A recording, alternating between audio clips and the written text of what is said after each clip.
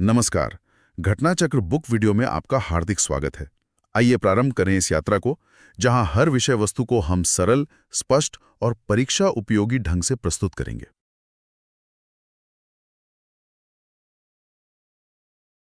नमस्कार। आज बात करते हैं भारतीय संविधान के दो बहुत ही पावरफुल हिस्सों की, जिनके बीच का रिश्ता अक्सर काफी उलझा हुआ लगता है। ये हैं मौलिक अधिकार यानी फंडामेंटल राइट्स और राज्य के नीति निदेशक तत्व यानी डायरेक्टिव प्रिंसिपल्स। आज हम इसी संतुलन के पीछे की कहानी को समझने की कोशिश करेंगे। तो चलिए सीधे मुद्दे पर आते हैं। एक ऐसा मामला उठाते हैं जिसके बारे में काफी सुना होगा और जो इस पूरी बहस की जड़ है। जी हां, बात हो रही है बिहार शराबबंदी की। ये मामला हमारे आज के विश्लेषण का सेंटर पॉइंट होगा। सोचिए, इस एक फैसले पर निचली अदालतों से लेकर सुप्रीम कोर्ट तक में बहस छिड़ी हुई है। और ये मामला सिर्फ शराब का नहीं है, बल्कि ये नागरिकों के हक और सरकार की जिम्मेदारियों पर भी बहुत बड़े सवाल खड़े करता है। तो कहानी का असली टकराव यहीं से शुरू होता है। देखिए, एक तरफ है सरकार जो कहती है कि भाई हम तो बस अपनी कॉन्स्टिट्यूशनल ड्यूटी निभा रहे हैं, और दूसरी तरफ हैं लोग जो अपने हक के लिए अदालत पहुंच गए हैं। सवाल यह है कि आखिर सही कौन है? अब इस पहेली को सुलझाना है तो हमें संविधान के दो बहुत जरूरी कॉन्सेप्ट्स को समझना होगा। ये हैं मौलिक अधिकार और नीति निदेशक तत्व। सबसे पहले बात करते हैं मौलिक अधिकारों की। इनको ना एक मजबूत ढाल की तरह इमेजिन कीजिए। ये वो शील्ड है, वो सुरक्षा कवच है जो संविधान हम सबको देता है। किसके खिलाफ? सरकार की अनलिमिटेड पावर के खिलाफ, ताकि किसी के भी साथ कोई अन्याय ना हो पाए। और अब आते हैं दूसरे किरदार पर, नीति निर्देशक तत्व। अगर मौलिक अधिकार एक ढाल है तो ये एक कंपास है, एक दिशा दिखाने वाला यंत्र। ये सरकार को रास्ता दिखाते हैं, एक तरह से मॉरल गाइडलाइंस हैं जो बताते हैं कि एक वेलफेयर स्टेट बनाने के लिए किस तरफ बढ़ना है। तो एक तरफ ढाल है, दूसरी तरफ कंपास।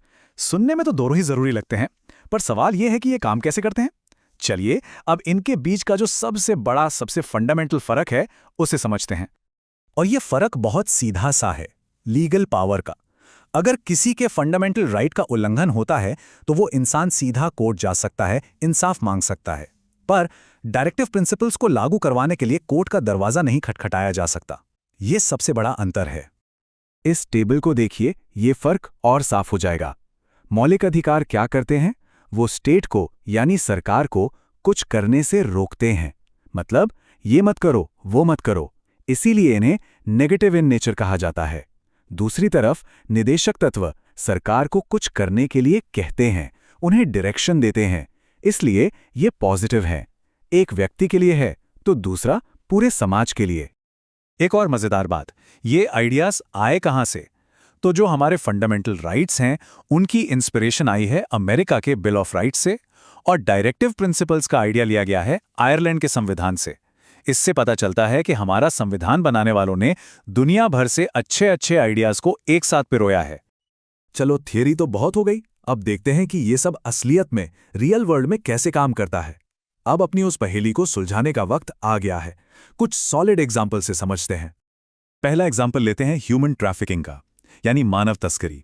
ये एक बहुत ही भयानक अपराध है, और इस पर जो पाबंदी है वो सीधी सीधी हमारे संविधान के आर्टिकल 23 से आती है। अब पॉइंट ये है कि आर्टिकल 23 एक फंडामेंटल राइट है, और इसका मतलब क्या हुआ? इसका मतलब ये हुआ कि ये लीगली एनफोर्सेबल है। अगर कोई भी इस कानून को तोड़ता है तो उसे सजा मिलेगी ही मिलेगी। यही है उस ढाल की असली ताकत। ठीक है, अब वापस घूमकर अपनी ओरिजिनल पहेली पर आते हैं। बिहार की शराबबंदी, ये जो कानून है ये इंस्पिरेशन लेता है संविधान के आर्टिकल 47 से, और यहीं पर हमारी पहेली का जवाब छिपा है। आर्टिकल 47 एक डायरेक्टिव प्रिंसिपल है, फंडामेंटल राइट नहीं। मतलब ये सरकार के लिए एक गोल है, एक लक्ष्य है। सरकार इसे देखकर कानून बना सकती है, जैसा बिहार ने किया, पर कोई नागरिक कोर्ट जाके ये नहीं कह सकता कि मेरे राज्य में शराब बंद क्यों नहीं हुई। ये उसका लीगल राइट नहीं है। तो यहां एक सवाल दिमाग में आता है, अगर एक लीगली एनफोर्सेबल है और दूसरा नहीं, तो क्या इसका मतलब यह है कि फंडामेंटल राइट्स हमेशा ज़्यादा इंपॉर्टेंट है? इस बड़े ही डेलिकेट बैलेंस पर हमारे सुप्रीम कोर्ट का क्या कहना है? देखिए, सुप्रीम कोर्ट ने 1980 के एक बहुत ही famous case, Minerva Mills case में इस बात को बिल्कुल साफ कर दिया था। कोर्ट ने कहा कि फंडामेंटल राइट्स और डायरेक्टिव प्रिंसिपल्स एक दूसरे के दुश्मन नहीं हैं, बल्कि ये एक ही रथ के दो पहिए हैं, और रथ तभी आगे बढ़ेगा जब दोनों पहिए साथ मिलकर काम करेंगे। तो इस पूरी बातचीत का निचोड़ क्या निकला? इसे ऐसे समझ सकते हैं, मौलिक अधिकार सरकार पर लगाम है। वो बताते हैं कि सरकार क्या नहीं कर सकती, और निदेशक तत्व सरकार के लिए रोड मैप है। वो बताते हैं कि सरकार को क्या करने का लक्ष्य रखना चाहिए। तो आखिर में एक सवाल बचता है, और ये बहुत बड़ा सवाल है।